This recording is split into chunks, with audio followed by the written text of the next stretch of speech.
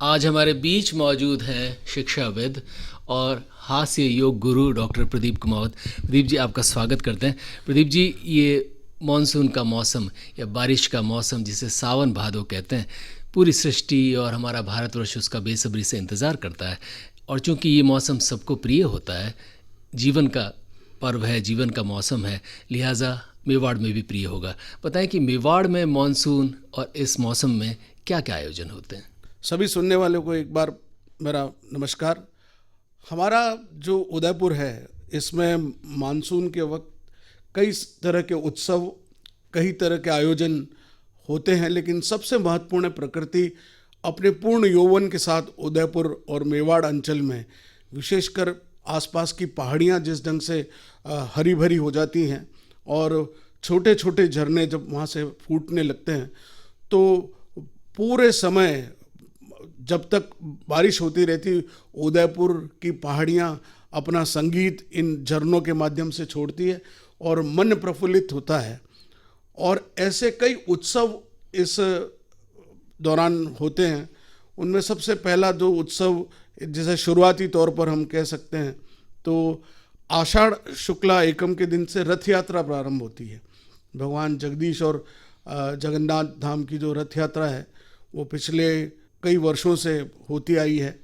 तो वो एक रथ यात्रा से जो कार्यक्रम प्रारंभ होते हैं, उसके बाद अनेक उत्सव इसमें जुड़ते चले जाते हैं। उसमें से जो एक सोमवार का जो सावन का जो महीना होता है, वो बहुत ही सुंदर ढंग से गुलाब बाग में हर सोमवार को सावन के महीने में मेला लगता है। प्रदीप जी, ये बेलों की बात करें उससे पहले इस रथ यात्रा की थोड़ी सी बात और करते हैं। बताएं कि ये जो जगन्नाथपुरी की रथ यात्रा है, जो पुरी में मशहूर है, उड़ीसा में, और हमारे यहाँ भी होती है, उनमें उस रथ यात्रा में और हमारी इस रथ यात्रा में क्या समानताएं और क्या फ़र्क है। उदयपुर में जगदीश मंदिर से जो रथ यात्रा निकलती है, वो एक ही रथ में आरूढ़ होकर भगवान नगर भ्रमण पर निकलते हैं और ये रजत रथ में भगवान विराजते हैं और उदयपुर में बड़े उत्साह के साथ प्रभु लोगों को दर्शन देते हैं। और उदयपुर की जनता भी, भक्तगण पलक पावड़े बिछाकर उनका स्वागत और अभिनंदन करते हैं। वहीं सेक्टर 7 की जो जगन्नाथ धाम है, उसमें मूल स्वरूप में तीनों भगवान रथ में, उसमें भगवान जगन्नाथ हैं, बलभद्र हैं, सुभद्रा जी हैं और सुदर्शन जी हैं। चारों ही एक ही रथ में आरूढ़ होकर निकलते हैं, जबकि जगन्नाथपुरी में इन सब के रथ अलग अलग होते हैं। और जो भगवान जगन्नाथ का जो रथ है, उसको हम नंदी घोष बोलते हैं। तो उदयपुर में भी उसी तर्ज पर हमने इस रथ का नाम नंदी घोष ही दिया हुआ है। तो ये जो रथ यात्रा है, मूलतः हम रोज़ भगवान के दर्शन करने मंदिर में जाते हैं, लेकिन वर्ष में एक बार ऐसा होता है कि भगवान भक्तों को दर्शन देने उनके घर पे आते हैं। और क्योंकि 15 दिन जो है रथ यात्रा की तैयारी में भगवान दर्शन नहीं देते हैं, बीमार हो जाते हैं, घर में रहते हैं और काढ़े का सेवन करते हैं, तो 15 दिन तक लोग दर्शन नहीं कर पाते।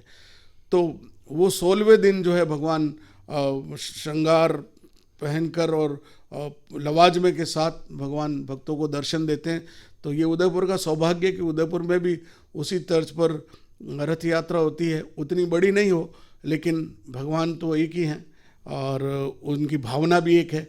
और भक्त तो भगवान से भावना के साथ जब जुड़ता है, तो फिर वो जगन्नाथपुरी हो या जगदीश मंदिर हो या जगन्नाथ धाम सेक्टर 7 हो, ये सभी भाव एक है। यानी सबे भूमि गोपाल की, उसी भाव से हम सब लोग जुड़ते हैं। प्रदीप जी, थोड़ी सी बात और करते हैं जगदीश मंदिर के रथ यात्रा की। आम तौर पर जो भी भगवान की यात्राएं होती है, या वो अपना मंदिर छोड़कर भ्रमण के लिए निकलते हैं, तो उन्हें किसी जलाशय तक ले जाने की भी बहुत सारे स्थानों पर परंपराएं हैं, लेकिन ये आम तौर पर बारिश के महीनों में हुआ करती है। बताएं कि जगदीश मंदिर की इस यात्रा के लिए आषाढ़, जो कि पूरा तो गीला नहीं कहा जाएगा, आधा महीना सूखा ही मान लीजिए, आषाढ़ क्यों चुना गया? आषाढ़ में ऐसी मान्यता है कि जब बादल उमड़ गुमड़ कर आते हैं और जहाँ रोहिणी तपती है, उस पर एकदम बरसते हैं, तो आषाढ़ की जो पूर्णिमा है उसको गुरु पूर्णिमा कहा गया है। वो इसीलिए कहा गया है कि आषाढ़ में जब बादल एक साथ आशीर्वाद के रूप में, जहाँ हमें पानी की ज़रूरत होती है, फसलों को पानी की ज़रूरत है, पशुओं को ज़रूरत है, इंसानों को ज़रूरत है, धरती को ज़रूरत है, तो वो हम मांग रहे हैं गुरु से, और गुरु हमारे लिए ईश्वर है। तो जब हमने मांगा उनसे, तो एक साथ भगवान की उस आषाढ़ मास में जो वर्षा होती है वो एक साथ होती है, छपाक करके गिरती है, तो वो नदी नाले को तर कर जाती है। इसलिए आषाढ़ी पूर्णिमा और आषाढ़ मास वर्षा की दृष्टि से बहुत महत्वपूर्ण है। सावन को इसलिए कहा रिमझिम गिरे सावन। सावन जो है वो रिमझिम बरसता है, वो एकदम आषाढ़ की तरह नहीं बरसता, तो दोनों में अंतर है। तो आषाढ़ के जो बारिश है वो एकदम आती है और एकदम रुक जाती है।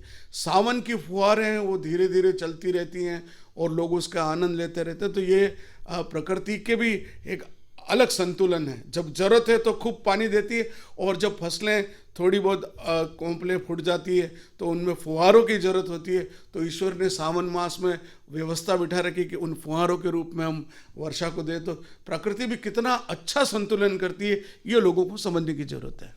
प्रदीप जी, आषाढ़ महीने की ये जो जगदीश मंदिर की रथ यात्रा है, बताएं कि जगदीश मंदिर भी बहुत संघर्षों से गुजरा है, बहुत हमले भी हुए इस पर। ये इतिहास कितना पुराना होगा, कब से परंपरा चली आ रही है और क्या उसमें फेरबदल हुए हैं? जगदीश मंदिर का इतिहास करीब उदयपुर नगर की स्थापना के 40-50 वर्ष बाद मंदिर बना, यानी यूँ कहें कि हम इसको 300-350 वर्ष या 330 वर्ष हम मान लेते हैं पुराना इतिहास रहा है। और जगदीश मंदिर के इस मंदिर के साथ इतिहास की अनेक घटनाएं जुड़ी हुई हैं। उनमें से विशेष जब मुग़लों का आक्रमण हुआ था, तब मुग़लों के आक्रमण से बचाने के लिए यहाँ पर हाथीपोल पे जो खटीक समाज के लोग हैं उनको इस मंदिर की रक्षा की जिम्मेदारी दी गई थी। तो उन्होंने इस मंदिर की रक्षा के लिए हाथ में तलवार ली और कहा कि हम आखिरी सांस तक लड़ेंगे और किसी भी मुग़ल को हम इसके ऊपर जाने नहीं देंगे। एक दर्जन के लगभग चारणों ने भी यहाँ बलिदान किया। हाँ, चारणों ने भी दिया, उनको नेतृत्व दिया था, बाकी तो सभी समाजों ने, बल्कि कसारा समाज का भी इसमें बहुत बड़ा योगदान है। जब मंदिर की स्थापना हो रही थी तो सामने जो गरुड़ बिठाए गए हैं उसमें बार बार जब वो ढाला जा रहा था तो दो कसारा समाज के एक दंपति ने उसमें आलिंगन करके कि ये वापस खुल न जाए, और खुद बलिदान हो गए। लेकिन उस मूर्ति को, ढलमा मूर्ति को बनाया गया उस समय। तो अनेक समाजों का, मैं यूँ कहूँ कि 36 कौमों का इस जगदीश मंदिर के प्रति जो भाव रहा, समर्पण का भाव रहा, इसके संरक्षण के लिए, संवर्धन के लिए और इसकी रक्षा के लिए। तो सभी कौमों ने उसमें लड़ाई लड़ी। नेतृत्व उस समय खटीक समाज को दिया था कि तुम आगे रहो। माहेश्वरी समाज का भी इस मंदिर से बहुत जुड़ाव है, क्षत्रिय समाज है, ब्राह्मण समाज, करीब करीब सभी जातियाँ इस मंदिर से जुड़ी हुई। तो इस मंदिर, ये इतिहास जो नागर शैली का ये जो प्राचीन मंदिर है, इस मैं समझता हूँ उत्तर भारत के नागर शैली के मुख्य मंदिरों में से एक जगदीश मंदिर है। ये केवल उदयपुर का नहीं, पूरे उत्तर भारत में इसकी एक अपनी प्रतिष्ठा है। और मैं जो मानता हूँ कि जो जगन्नाथपुरी का जो मंदिर है, वही हमारे महाराणा को स्वप्न में जब आए थे तो उन्होंने इस जगदीश मंदिर की स्थापना के लिए वहाँ से ये काले पत्थर की जो प्रतिमा है, उसको हम प्रतिमा अब नहीं बोल सकते, वो स्वरूप है। तो वो भाव कि मैं बार बार आपके यहाँ दर्शन करने कैसे आऊँगा, तो उन्होंने कहा कि तुम वहाँ दर्शन करने मत आओ, मैं यहाँ आ जाता हूँ। और बैलगाड़ी में जब उस मूर्ति को यहाँ लाया गया और उसके बाद जब स्थापित किया गया, तो आज हम देखते हैं बड़ा भव्य स्वरूप है। और नित्य प्रति दर्शन करके यूँ लगता है कि ये आज ही जैसे इस मूर्ति का श्रृंगार किया हो, इतनी भव्य प्रतिमा के स्वरूप के दर्शन हमको जगदीश मंदिर में होते हैं। ये रथ यात्रा के बारे में बताएं, ये जो मंदिर से यात्रा निकलती है आषाढ़ में, ये परंपरा कब से कितनी पुरानी है? रथ यात्रा की तो परंपरा प्राचीन रही है और मंदिर परिक्रमा में ही ये रथ निकलता था। और उसके पश्चात कुछ लोगों ने तय किया कि इस रथ यात्रा को भगवान के रथ को शहर में भी निकाला जाए, तो स्थानीय लोगों ने मिलकर कुछ समिति का गठन किया और उसके पश्चात प्रारंभ से आज उस यात्रा को निकलते हुए 30 साल से भी अधिक हो चुके हैं। तो उस यात्रा में प्रारंभ से मैं भी जुड़ा हुआ हूँ और मुझे भी दूसरा ही वर्ष जब ये शुरू हुई थी तब मुझे इसके सारे कार्यभार को संभालने का अवसर मिला। और यात्रा के उस समय रथ बहुत लकड़ी का था, उसके बाद कालांतर में ये चांदी का बना और चांदी का रथ में भगवान उसमें सवार होकर और भक्तों को दर्शन देने के लिए नगर भ्रमण पर निकलते हैं और लोग बड़े भक्ति भाव से झूमते गाते हुए अपनी अपनी झांकियों के साथ इसमें सम्मिलित होते हैं। तो ये एक ऐसा धार्मिक आंदोलन है जिसमें लोगों की आस्था जुड़ी हुई है, जिसमें लोगों की भक्ति भी जुड़ी हुई है और लोग दर्शनों को आतुर होते हैं कि हम भी भगवान के दर्शन करेंगे और इस रथ की रस्सी को पकड़कर इस पुण्य के भागी बनेंगे। तो उदयपुर में ये एक सौभाग्य और इस यात्रा का प्रभाव इतना है कि सारे मेवाड़ से लोग अब इस यात्रा में सम्मिलित होते हैं, दूर दूर से लोग इस यात्रा के दर्शन करने के लिए आते हैं। तो ये उदयपुर में अब स्थापित एक यात्रा हो चुकी है और इसी के साथ जगन्नाथ धाम सेक्टर 7 की भी अब रथ यात्रा, वो करीब 17वीं यात्रा है उनकी भी, तो उनको भी 17 साल हो गए। तो वो यात्रा भी अब स्थापित हो चुकी है और बहुत अच्छे से ये यात्रा निकलती है। उदयपुर वासी इसका आनंद लेते हैं। प्रदीप जी, हमारे यहाँ पर बहुत सारी चीज़ें जो हम करते हैं परंपरा मानकर, उनके पीछे एक बहुत बड़ी वैज्ञानिक धारणा भी होती है। इस तरह किसी मंदिर से स्वरूप को लेकर बाहर लोगों के पास ले जाया जाना, इसके पीछे क्या दर्शन है, क्या एक सिद्धांत, धार्मिक या आध्यात्मिक सिद्धांत है जो बहुत सारे लोगों को पता नहीं होगा? मूल बात तो ये कि भगवान जब कहते हैं कि ईश्वर सर्वोपरि है, तो ईश्वर एक मनुष्य रूप धारण कर जब भगवान स्वयं इस धरती पर आए तो उन्होंने लोगों से ये कहा कि मैं भी तुम्हारी तरह हूँ, मुझ में कोई, इसका सर्वश्रेष्ठ उदाहरण श्री कृष्ण है। हाँ, बिल्कुल तो मानवीय, मैं तुम्हारी तरह हूँ। तो उन्होंने यही बात स्वीकार करके कि देखो मैं तुम्हारी तरह बीमार भी होता हूँ। तो भगवान जगन्नाथपुरी में 15 दिन के लिए बीमार होते हैं, फिर वो काढ़े पीते हैं और उसके बाद वो अपनी भुआ के घर जाते हैं। तो गुंडीचा यात्रा, इस जगन्नाथ रथ यात्रा का नाम मूलतः गुंडीचा यात्रा है। तो वो गुंडीचा मंदिर तक जाती है और वहाँ फिर भगवान 6-7 दिन तक वहाँ अपने भुआ के घर रहते हैं और भोजन प्रसाद ग्रहण करके और मोटे ताजे हो जाते हैं। तो वो जो दैतापति कहलाते हैं, जिनके मूल रूप से जो स्वरूप आप देखते हैं ये जगन्नाथपुरी के, ये वनवासी क्षेत्र के स्वरूप हैं। तो वो वनवासी स्वरूप अधूरे स्वरूप हैं, लेकिन भगवान के उस अधूरे स्वरूप को पूजा जाता है। तो ये एक संकेत है मनुष्य को समझने के लिए कि मैं जब अधूरे स्वरूप में पूजा जा सकता हूँ, तो किसी मनुष्य में अगर अपंगता है तो उसके प्रति वो भाव नहीं रखना चाहिए, उसके प्रति वही भाव रहना चाहिए जैसा तुम्हारा मेरे प्रति भाव है कि मैं अधूरा हूँ, मेरे पैर भी नहीं है, हाथ भी आगे से नहीं है, तो भी तुम मुझे पूछते हो। तो भगवान ने ये संकेत दिया कि मैं तुम्हारी तरह हूँ, तुम मुझे तुम्हारी तरह ही समझो। मैं बीमार होता हूँ और तुम जब रोज़ मेरे पास आते हो, मैं तुमको दर्शन देता हूँ, तो मैं तुमसे मिलने के लिए वर्ष में एक बार ज़रूर निकलूँगा। मैं 15 दिन बीमार हो गया, अब मैं तुम्हारे घर दर्शन देने आऊँगा। इसलिए भगवान वो रथ यात्रा के रूप में सभी भक्तों को दर्शन देने निकलते हैं। उसमें सामाजिक समरसता की दृष्टि से देखा जाए तो भारतवर्ष में रथ यात्रा से बड़ा कोई संदेश नहीं है। ये अंग्रेजी की एक डिक्शनरी में जो जगन्नाथ है, उसके जो बड़े बड़े रथ हैं, ऑक्सफोर्ड डिक्शनरी ने उसको जगरनॉट करके लिखा है। जगरनॉट का मतलब इतना ह्यूज, इतना बड़ा विराट रथ, विश्व की सबसे बड़ी यात्रा अगर कोई कही जा सकती है तो वो भगवान जगन्नाथ की रथ यात्रा है, जिसको देखने लाखों की संख्या में लोग उमड़ते हैं और उदयपुर में भी लाखों की संख्या में लोग उमड़ते हैं।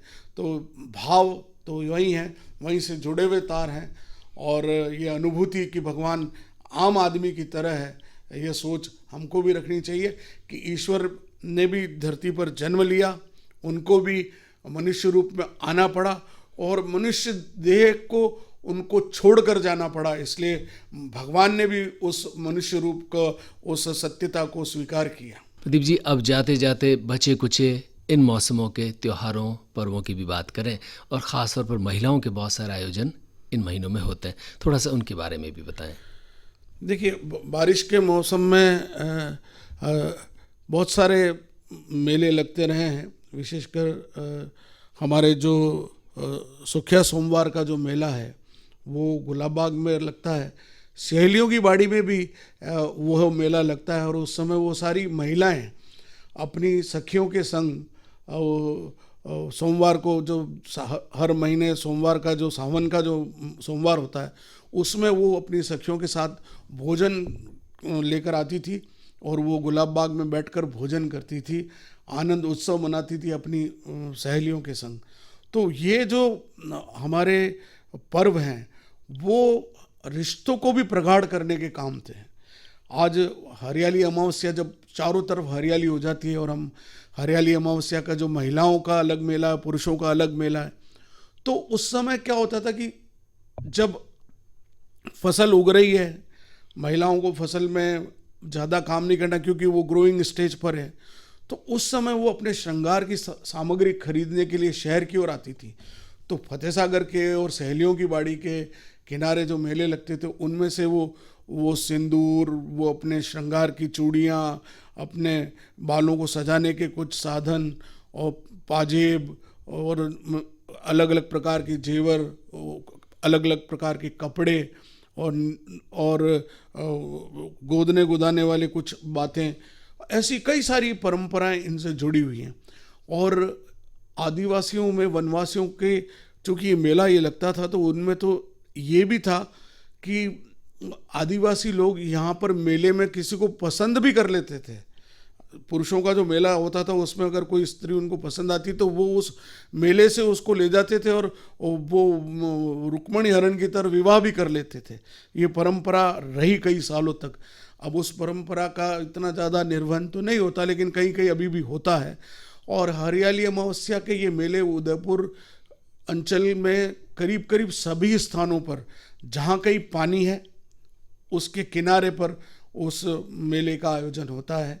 तो हरियाली और पानी, प्रकृति, इन तीनों का जो समावेश इन दौरान होता है, तो ऐसे कई तीज त्यौहार हमारे इस दौरान होते हैं। उनमें लोग गोठ करते हैं।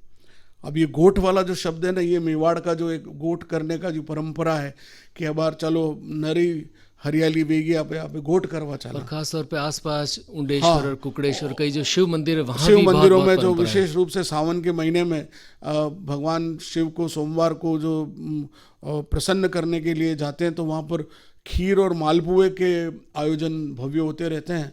और सावन मास में उदयपुर के करीब करीब सभी शिव मंदिरों में भक्तों की भीड़ लगती, तांता लगता है, और वहीं पर खीर के, मालपुए के, दाल बाटी के ऐसे भव्य आयोजन होते हैं और लोग उन गोठ का आनंद लेते हैं। तो उदयपुर यूँ कहें कि मानसून के हिसाब से उदयपुर एक कैपिटल है राजस्थान की। मानसून में उदयपुर इतना खूबसूरत लगता है, इसलिए उदयपुर में एक मानसून पैलेस भी है जिसको हम सज्जनगढ़ कहते हैं। वहाँ भी मेला लगा करता था। आजकल तो अब हमको टिकट दे के ऊपर जाना पड़ता है, लेकिन किसी ज़माने में बादलों की अटकेलियाँ वहाँ हुआ करती थी और पूरे साल भर का पानी। अब हम लोग कहते हैं कि सेव वाटर, वाटर हार्वेस्टिंग की बात करते हैं।